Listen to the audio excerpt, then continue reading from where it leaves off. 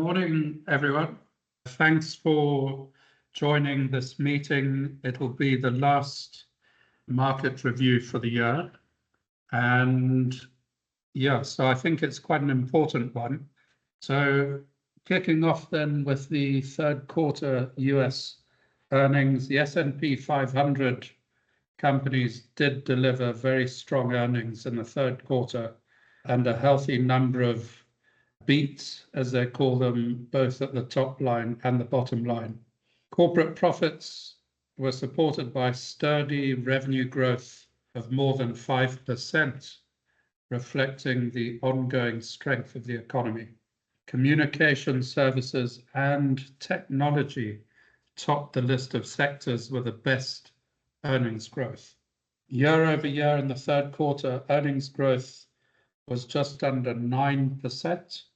On revenue growth of more than 5%. Excluding the energy sector, which has been a laggard, earnings growth would have been, or was, more than 11% year on year.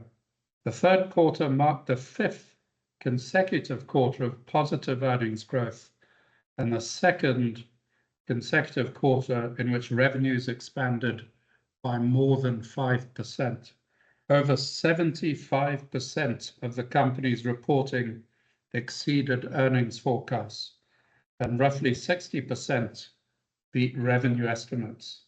The surprise factor, i.e. the magnitude by which actual results exceeded analyst forecasts, was above the long-term average for both earnings and revenues.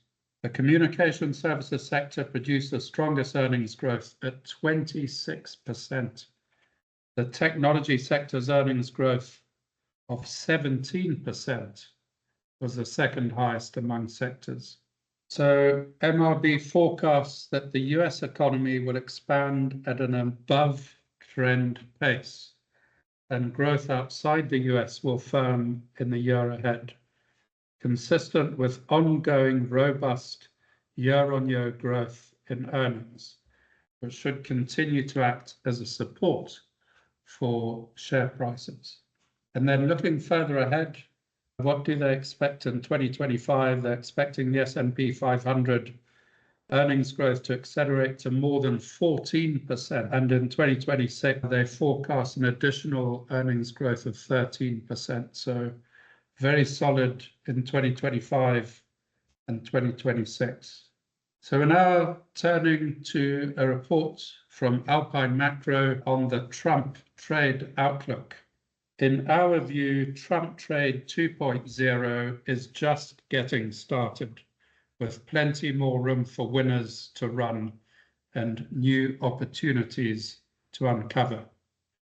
There are four policy verticals: taxes, trade, regulation, and security.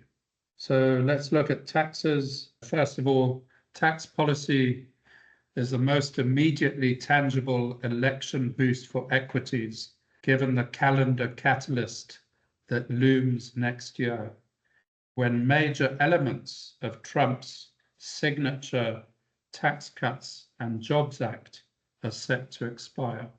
The original Tax Cuts and Jobs Act corresponded with a step up in earnings estimates by 10 to 12%, while US corporate tax competitiveness increased substantially.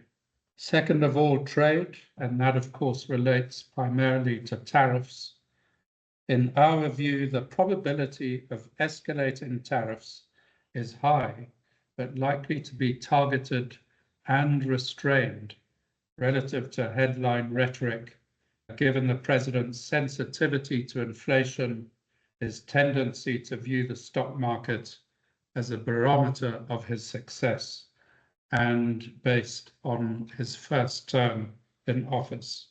So number three, regulation.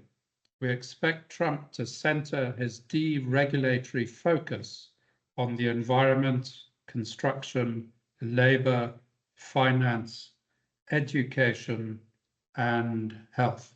Smaller companies with less economies of scale benefit more from regulatory relief. Number 4, security. And here it's all about immigration and national defense. I'm going to focus more on immigration.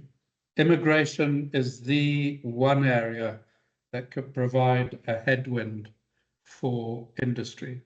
The targeted removal of individuals with deportation orders or criminal records is a base case scenario, and it could encompass approximately 1 million migrants, which represents 1/3 of the total increase in the US labor force since 2020. Of course, would have an impact on wage pressure, inflation, and would subtract demand from the economy. The worst affected sectors would be construction, food services, retail trade, and healthcare.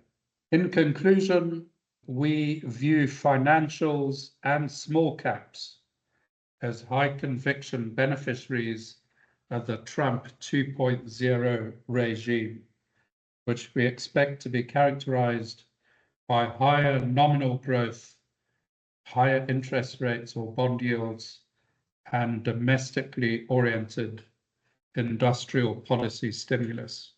So now we're going to move on to the market forecasts and recommendations from Alpine Macro. It's their global asset allocation report. They believe that we should be overweighted in equities, overweighted in the US, overweighted in growth shares and small cap shares. And what do they say if we drill down a little bit deeper? On equities, Fed rate cuts amid a non-recessionary environment is an unambiguously bullish configuration for equities. Regards the US, they're also bullish on the Far East and emerging markets in that area. A global manufacturing recovery, emerging market monetary easing, and an ASEAN capital spending boom should bolster EM emerging markets profits. China's policy pivot could supercharge emerging markets earnings equity ups.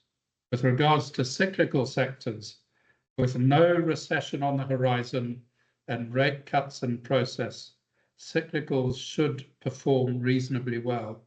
And then they're very bullish on growth shares and small cap shares. Equities remain on a mania path with solid earnings growth and a broad topping in yields offering key support.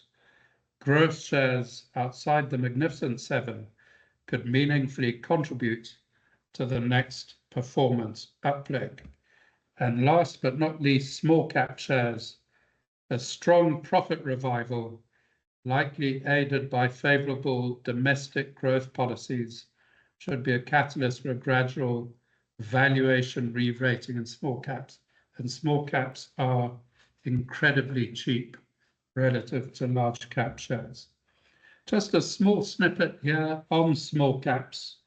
And it's quite nice. We've got quite a significant representation or weighting to small caps in the global portfolios, most recently with the addition of Edinburgh Worldwide Investments added to the portfolios in the second quarter, I think. And that share is the top performer this quarter with a return of 22% quarter to date. So Edinburgh Worldwide focuses on small cap shares with a global mandate. Global, yes, but around 80% of its exposure is to the US. So having said that, this snippet tells us that US small cap stocks look like the ultimate Trump trade. Small caps should benefit from Trump's pro-growth policies, i.e. lower corporate taxes, deregulation, more mergers and acquisition activity, while also being relatively more insulated from trade tariffs. Now then, let's move on. It's not all about Trump. Other key themes to watch. The chief economist from Capital Economics. He says the following: while Trump's re-election is a pivotal moment for the US and global economies, there is much more happening in markets besides. Three important stories have been developing across the global macro picture in recent weeks. Number one, the ongoing rollout of AI. Number two, questions over China's missing stimulus. And third, most importantly, perhaps, creeping concerns about inflation. So first of all, AI, do believe the hype. NVIDIA's third quarter results underline the growing demand for AI and AI products. Unlike many companies in the dot-com boom, these firms are selling a lot and are highly profitable. The bubble is inflating in tech shares, and it will continue to inflate over the next 12 months. Number two, China's missing stimulus. A much anticipated package of fiscal and monetary stimulus remains missing in action.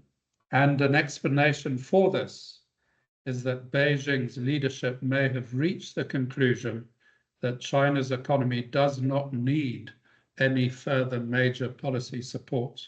Economic growth is weak by the standards of the past decade, but it is not collapsing, and indeed has actually ticked up a little in recent months. The remedy lies not in stimulus, but in reform, which is also notable by its absence. We think growth will relapse over the second half of 2025 as structural headwinds reassert themselves. And number three, inflation concerns resurface. A renewed pickup in inflation alongside increased central bank caution about the future pace of monetary easing.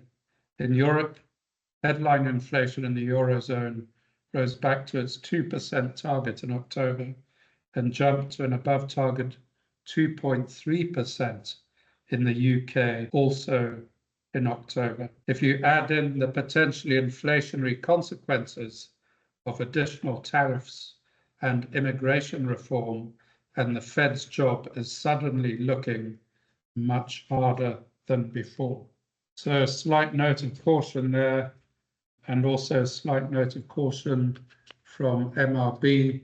Last segment, MRB partners, developed market central banks will ease further in the near term, but are likely to stop at some point in 2025 if, as we expect, growth firms and domestic inflation proves sticky and holds above target levels. The implication is that upward pressure on bond yields will build, acting as a brake on risk asset markets. On a 6 to 12-month horizon, we remain positioned for ongoing robust US economic growth and a gradual improvement in most non-US economies. We are long equities over bonds. We favor credit within fixed income portfolios. US equities are stretched in valuation terms and becoming overbought, but still, barring an overshoot in Treasury bond yields, stocks are likely to remain well supported by rising corporate earnings. Upward pressure on developed market bond yields should be limited for a while longer as central banks lower their policy rates.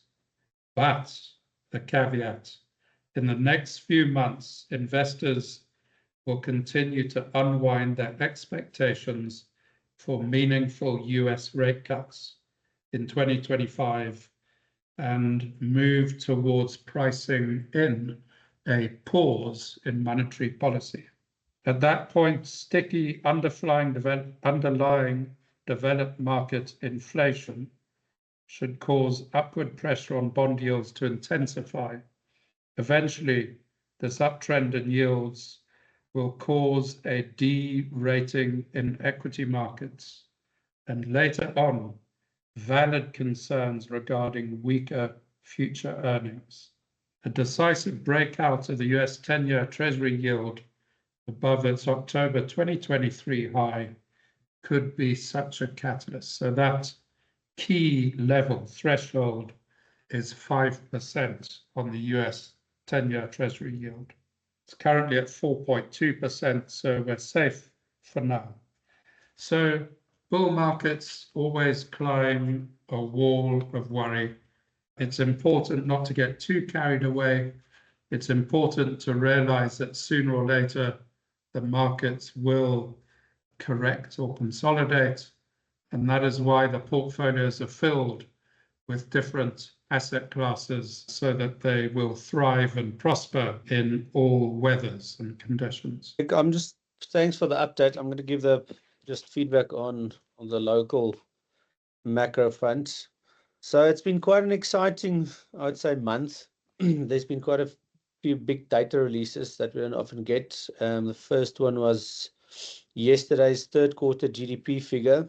I'm not sure where to look at it, but yeah, slightly disappointing figures for the third quarter. The month-on-month figure was 0.3%, or quarter-on-quarter figure was 0.3%. The market was a contraction of 0.3%. The market was actually expecting an increase of 0.4%. However, the biggest detractor from GDP growth was the agricultural sector. I think there was close to about a 28% decline quarter on quarter and then also year on year. So there's been a lot said about the potential or the accuracy of the data. Often these agricultural data gets revised when the new GDP figure for the fourth quarter is published. So yeah, I think maybe we might see a adjustment to the agricultural figure. But if you exclude that, the economy actually grew 0.4% quarter on quarter, which is in line with market's expectation. If you think about it, it's a quarter that's been without load shedding. It's after the elections. There was a nice pickup in markets. Inflation has come down. Rates not so much in the third quarter. So yeah, I think general market summary of this is that's been slightly disappointing. What we've seen in the fourth quarter, so obviously from the start of October, the data is still mixed. That's been coming out on South Africa and sort of the overall economic activity. It's not all positive, though. I think if you look at the markets, I think the markets are sort of forward looking, and I think it's more optimistic at this stage versus the actual data that's coming out.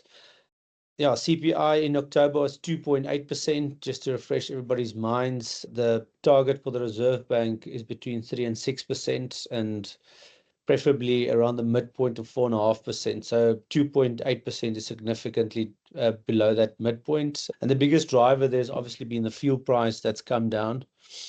And as we know, everything in South Africa is mostly transported by road. So the oil prices and the rand exchange rate is quite big drivers of inflation. So that's really helped to bring this figure down. And then if you look at PPI was actually negative month on month, down 0.7%. So the inflation environment in South Africa very much under control at this stage. If you just think about other emerging markets like Turkey and Argentina, what's happening there, I think we're doing pretty well